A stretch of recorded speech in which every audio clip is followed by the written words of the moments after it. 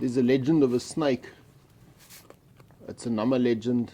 The Nama and the Hottentot people believe that there's a large snake which lives in a hole called Wondergat.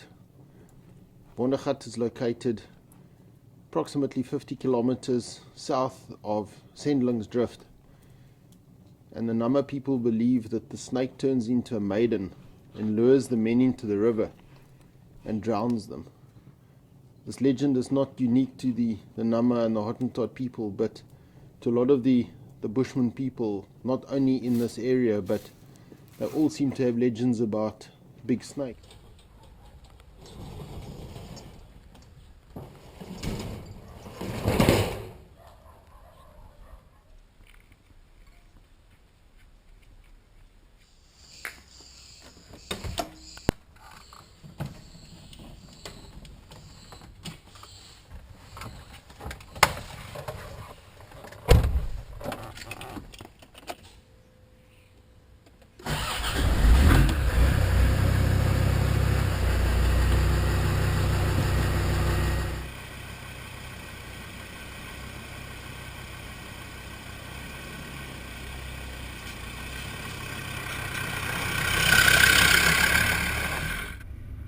The journey north covers 500 kilometers.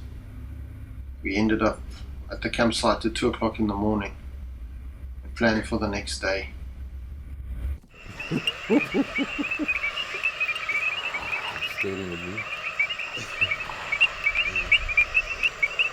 And as skeptical as we can be as Westerners, a prospector called Fred Cornell wrote a book called The Glamour of Prospecting.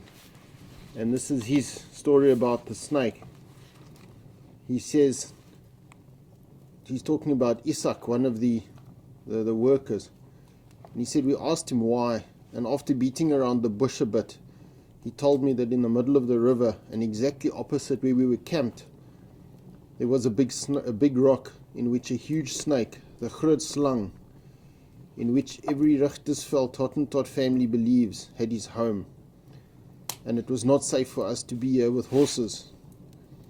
We had long heard of the snake. Many reputable Hottentots and a few white men had claimed to have seen it. Many more had seen its large spoor in the sand or mud, 1.5 feet wide. It is believed to take cattle from the banks, and the native people fear it mightily. There are no crocodiles in the Orange River, and besides, there have never been traces of feet or spoor, but it is remarkable that the Hottentot's name for this huge python, or whatever it might be, is Kiman, which is the eastern name for alligator. After 3 hours sleep, we started packing up so that we could get to Wondergat as early as possible. We'd heard that the wind was fairly strong during the day and we didn't want to be down the sinkhole with sand blowing into the hole all the time.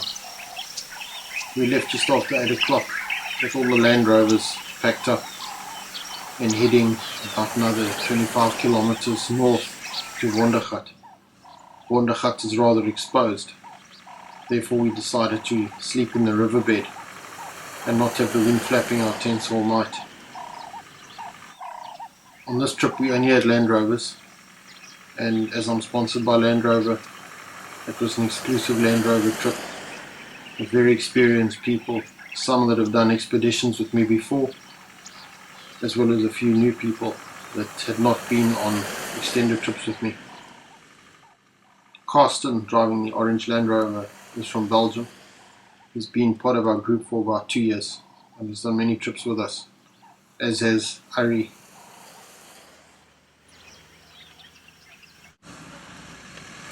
There is an easy road to get to Wondergat, but being a bunch of auto enthusiasts and Land Rover fanatics, we chose the long way. The long way involved rocky terrain, sandy riverbeds, these gravelly riverbeds, and just anything we could find that made it more exciting. It didn't add much distance onto the trip, but made the adventure a lot more fun.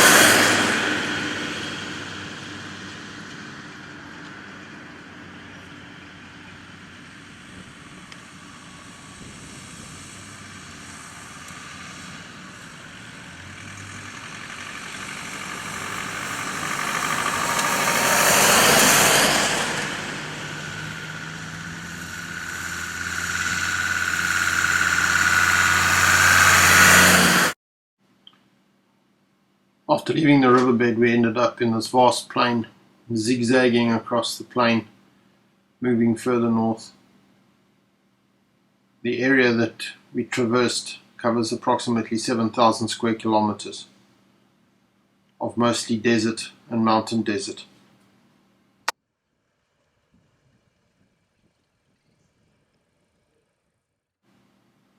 The area has a very low rainfall, and I've managed to find this canyon about 5 years ago, and we incorporated the canyon in our journey to Wondergat. The canyon is about 6 kilometers long, about 30 meters deep, but just made it more fun and more exciting. There are a few nomadic herders in the area, but other than that you don't see any people at all.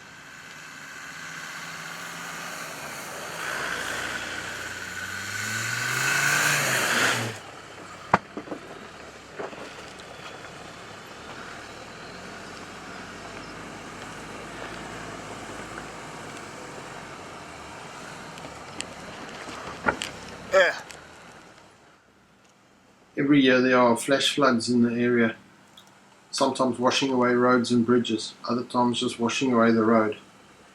And we had to find an old track which worked its way down into the riverbed, as the other track was impassable. Of course it made it more exciting, and the rocks in the riverbed, especially for the Discovery 3, proved to be quite a challenge, although with some good directions and guiding, the Disco 3 got through without knocking itself at all.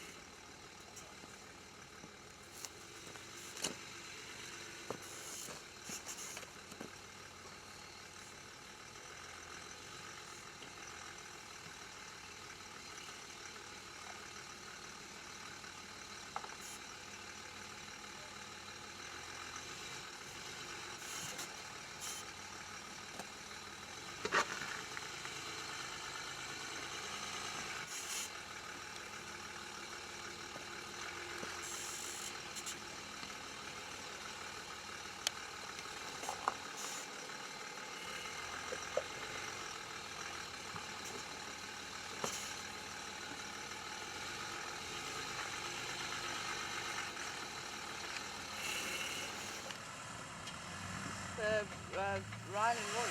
Yeah. Yeah, no, I think he told them to stick to the top rope. Okay. Enough.